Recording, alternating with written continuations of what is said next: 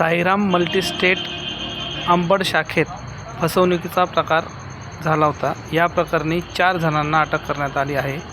जालना आर्थिक गुन्हे शाखेच्या पथकाने ही कारवाई केली आहे। जास्त व्याजदराचे आमिष दाखवून जवळपास 71 लाख रुपयांची फसवणूक करण्यात आली होती।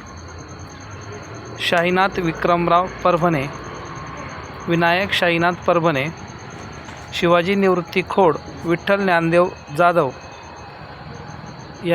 यांना अटक करण्यात आलेले आहे।